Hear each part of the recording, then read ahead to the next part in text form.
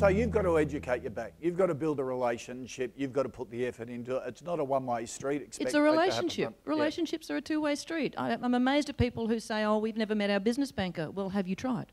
Yeah. No. With some banks in the past, they become so automated that you don't build a relationship, a human relationship with somebody that actually understands your business, understands your payment cycle and your cash flow cycle, and everyone's happy. How do you do that? Make sure that you have regular and frequent dialogue with your bank.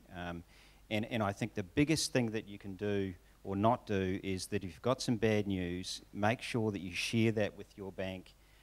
You know, a problem just gets bigger and bigger, and if you share what's ahead, maybe your cash flow, we're talking about debtors and creditors. One of the things that we've seen in the last 2 or 3 years certainly is that we've all had to get much better at understanding who's paying us and when you're paying whoever. And you know, small business often gets squeezed in that equation. Yep. And make sure that you are very, very close to those numbers. Okay. And if there's a gap, talk to your bank. Because you're a bit scared. Okay, say you lose a big client and you think to yourself, oh, gee, I'm sure I can get a replacement. If I tell the bank, I don't want to spook them. I don't want them to send the heavies out and maybe adjust my terms. What you're saying is, hey, if you lose a client, let us know. Let us know what you're doing to get a replacement or adjust your business properly, and we're happy. Absolutely. I think that the thing that no one likes surprises, and I think if it is a big supplier or a big contract that you either have pitched for and lost, and a bank needs to play a part in that, they should be aware of that while you're going through that process, and because there could be trade terms.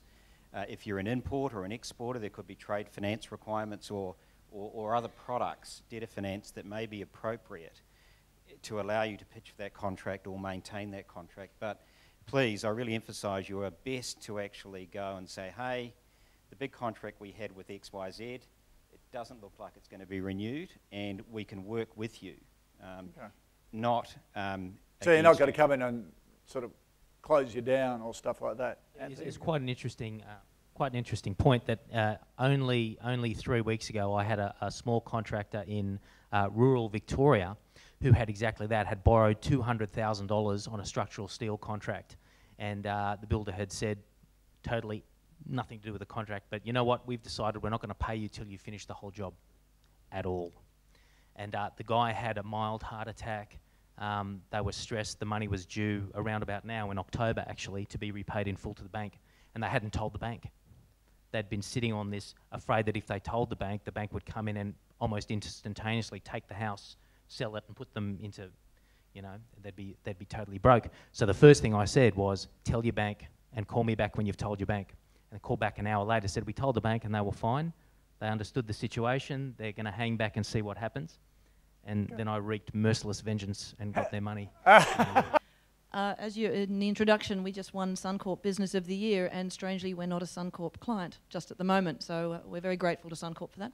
But we are now in negotiation with Suncorp to discuss it. We've had a long-term relationship. Our business is 15 years old, and for more than 15 years, we've had a relationship with one of the other big banks who aren't traditionally as people-focused as Suncorp. But we forced the relationship with them by asking for a business banking manager, by meeting regularly with that manager. We've had, I think, 6 business banking managers, and we've only ever had success with 2 of them, hence our discussions now with Suncorp, who I have to say have been really good, and it's not a plug. They've just been excellent with their communication with us.